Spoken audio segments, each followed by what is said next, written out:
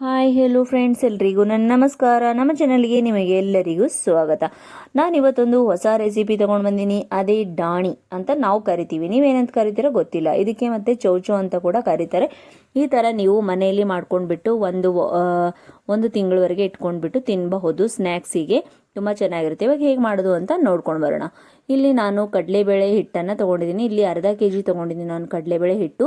ಆಮೇಲೆ ಇದಕ್ಕೆ ಒಂದು ಸ್ವಲ್ಪ ಓಂ ಕಾಳನ್ನು ಹಾಕ್ತಾ ಇದ್ದೀನಿ, ಹಾಗೆ ಒಂದು ಸ್ವಲ್ಪ ಉಪ್ಪನ್ನು ಹಾಕ್ತಾ ಇದ್ದೀನಿ ಇದಕ್ಕೆ. ಮತ್ತು ಇದಕ್ಕೆ ಒಂದು 2 ಚಿಟಿಕೆ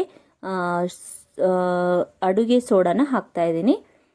ಹಾಕ್ಬಿಟ್ಟು ಇವಾಗ ಚೆನ್ನಾಗಿ ಮಿಕ್ಸ್ ಮಾಡ್ಕೋಬೇಕು. ಇದರಲ್ಲಿ ಕಾಯ್ದಿರೋ ಎಣ್ಣೆನ ಒಂದು ಸೌಟು ಹಾಕೋಬೇಕು ಈ ಹಿಟ್ಟಲ್ಲಿ. ಹಾಕ್ಬಿಟ್ಟು ಇವಾಗ ಮಿಕ್ಸ್ ಮಾಡಬೇಕು. ತುಂಬಾ ಈಸಿ ಫ್ರೆಂಡ್ಸ್. ಹಾಗೆ ಈ ಹಿಟ್ಟಿನಲ್ಲಿ ಬೇರೆ ಹಿಟ್ಟು ಬೆರೆಸಂಗಿಲ್ಲ ಫ್ರೆಂಡ್ಸ್, ಓನ್ಲಿ ಕಡಲೆಬೇಳೆ ಹಿಟ್ಟು. ಇವಾಗ ಇದನ್ನು ಚಕ್ಲಿ ಡಬ್ಬಿ ಇರುತ್ತಲ್ವ, ಅದರಲ್ಲಿ ಒಂದು ಒಂದು ಬಿಲ್ಲೆ ಬರುತ್ತಲ್ವ, ಅದನ್ನು ಹಾಕಿಬಿಟ್ಟು ಇವಾಗ ಹಿಟ್ಟು ಚೆನ್ನಾಗಿ ಈ ಥರ ಕಲಿಸ್ಕೊಂಡ್ಬಿಟ್ಟೆಲ್ಲ ನಾನು ಈ ಥರ ಮಾಡ್ಕೊಂಡ್ಬಿಟ್ಟು ಇಲ್ಲಿ ಇದನ್ನು ತಿರುಗುತ್ತಾ ಹೋಗಬೇಕು. ನೋಡಿ, ಈ ಥರ ಹಾಕ್ಕೊಳ್ಬೇಕು ಎಣ್ಣೆಯಲ್ಲಿ. ನೋಡಿ, ಈ ಥರ ಹಾಕ್ಕೊಳ್ಬೇಕು. ಇದು ಜಾಸ್ತಿ ಹೊತ್ತು ಬಿಡಂಗಿಲ್ಲ ಫ್ರೆಂಡ್ಸ್. ಇವಾಗ ನೋಡಿ, 1 ನಿಮಿಷಕ್ಕೆ ಒಂದು ಹಬ್ಬಿನ ನಾವು ಇಲ್ಲಿ ತೆಕ್ಕೊಳ್ಬಹುದು. ನೋಡಿ, ಎಲ್ಲನೂ ಇದೇ ಥರ ಮಾಡ್ಕೊಳ್ಬೇಕು. ಇದರಲ್ಲಿ ಜೀರಿಗೆ ಕೂಡ ಹಾಕಬಾರ್ದು ಫ್ರೆಂಡ್ಸ್, ಬರೀ ಓಂಕಾಳು ಮಾತ್ರ ಹಾಕಬೇಕು. ನೋಡಿ, ಈ ಕಡೆ ತಿರುವು ಹಾಕ್ಕೊಂಡೆ ಬೇಗನೆ ಆಗಿಬಿಡುತ್ತೆ ಇದು. ನೋಡಿ, ಈ ಥರ ಎಲ್ಲನೂ ಮಾಡ್ಕೊಳ್ಬೇಕು. ನೋಡಿ ಎಷ್ಟು ಚೆನ್ನಾಗಿ ಬಂದಿದೆ ಅಂತ. ಇವಾಗ ಇದೇ ಎಣ್ಣೆಗೆ ನಾನು ಇಲ್ಲಿ ಗಟ್ಟಿ ಅವಲಕ್ಕಿ ಇರುತ್ತಲ್ವ, ನಿಮ್ಮ ಹತ್ರ ಯಾವುದು ಅವಲಕ್ಕಿ ಇದೆಯೋ ಅದನ್ನೇ ನೀವು ಎಣ್ಣೆಯಲ್ಲಿ ಹಾಕಿಬಿಟ್ಟು ಕರೆದುಕೊಳ್ಬೇಕು. ನೋಡಿ, ಒಂದು 2 ಪ್ಲೇಟ್ ನಾನಿಲ್ಲಿ ಅವಲಕ್ಕಿನ ಕರೆದುಕೊಂಡಿದ್ದೀನಿ ಈ ಥರ. ಮತ್ತು ಈಗ ಇದೇ ಬಾಂಡೆಗೆ ಮತ್ತೆ ಶೇಂಗಾನ ಹಾಕ್ಕೊಳ್ತಾ ಇದ್ದೀನಿ. ಕಡಲೆ ಬೀಜನ ಹಾಕ್ಕೊಂಡ್ಬಿಟ್ಟು ಹುರಿದುಕೊಳ್ಬೇಕು. ನೋಡಿ, ಇವಾಗ ಇದಾಗಿದೆ. ಇದನ್ನು ಕೂಡ ನಾನು ಇಲ್ಲಿ ಅವಲಕ್ಕಿ ಹುರಿದುಕೊಂಡಿದ್ದಿಲ್ಲ ಅದರಲ್ಲಿನೇ ಹಾಕ್ಕೊಳ್ತಾ ಇದ್ದೀನಿ. ಇಲ್ಲಿ ನಾನು ಪುಟಾಣಿನ ಹಾಕ್ಕೊಳ್ತಾ ಇದ್ದೀನಿ. ಹುರುಗಡ್ಲೆ ಕೂಡ ಇದರಲ್ಲೇ ಕರೆದುಕೊಳ್ಬೇಕು. ಇದು ಆದಮೇಲೆ ಇಲ್ಲಿ ನಾನು ಬೆಳ್ಳುಳ್ಳಿ ಜಜ್ಕೊಂಡಿರೋದು ಮತ್ತು ಒಂದು ಸ್ವಲ್ಪ ಕರಿಬೇವು ಸ್ವಲ್ಪ ಜಾಸ್ತಿನೇ ಹಾಕ್ಕೊಳ್ಳಿ ಫ್ರೆಂಡ್ಸ್, ಆವಾಗ ತುಂಬ ಚೆನ್ನಾಗಿ ಬರುತ್ತೆ. ಆಮೇಲೆ ಬಾಯಲ್ಲಿ ಸಿಗುತ್ತಲ್ವ ಒಂದೊಂದಾಗಿ ಫ್ಲೇವರು ತುಂಬ ಚೆನ್ನಾಗಿ ಇರುತ್ತೆ.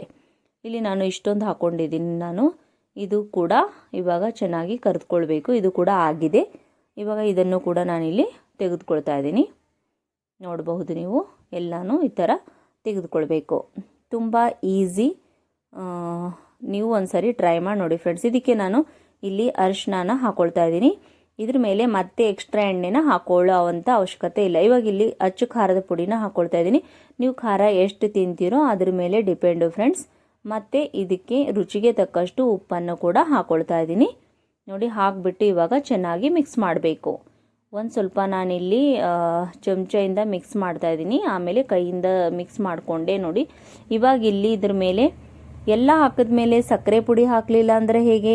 ಡಬಲ್ ಟೇಸ್ಟ್ ಬೇಕು ಅಂತಂದರೆ ಸಕ್ಕರೆ ಪುಡಿನ ಹಾಕ್ಕೊಳ್ಳೇಬೇಕು ಫ್ರೆಂಡ್ಸ್. ನೋಡಿ, ಸಕ್ಕರೆ ಪುಡಿನ ಹಾಕ್ಕೊಂಡ್ಬಿಟ್ಟು ಇವಾಗ ಚೆನ್ನಾಗಿ ಮಿಕ್ಸ್ ಮಾಡ್ಕೋಬೇಕು. ಇವಾಗ ಇದು ಮಿಕ್ಸ್ಚರು ರೆಡಿ ಆಯಿತು. ಆಮೇಲೆ ಇಲ್ಲಿ ನಾವು ಸೇವನ್ನ ಮಾಡ್ಕೊಂಡಿದ್ದೀವಲ್ಲ ಕಡಲೆಬೇಳೆ ಹಿಟ್ಟಿಂದು, ಅದನ್ನು ಒಂದು ಸ್ವಲ್ಪ ಕೈಯಿಂದ ಈ ಥರ ಮಾಡ್ಕೊಳ್ಬೇಕು, ಎಲ್ಲನೂ ಮುರಿದುಕೊಳ್ಬೇಕು. ನೋಡಿ, ನೀವು ಇದನ್ನು ಮಾಡ್ಕೊಂಡ್ಬಿಟ್ಟು ಒಂದು ಸಾರಿ ಏನಾದರೂ ತಿಂದರೆ ನೀವು ಹೊರಗಡೆಯಿಂದ ಯಾವತ್ತೂ ಈ ಮಿಕ್ಸ್ಚರ್ನ ತರೋದಿಲ್ಲ ಫ್ರೆಂಡ್ಸ್, ಅಷ್ಟು ಚೆನ್ನಾಗಿ ಬರುತ್ತೆ.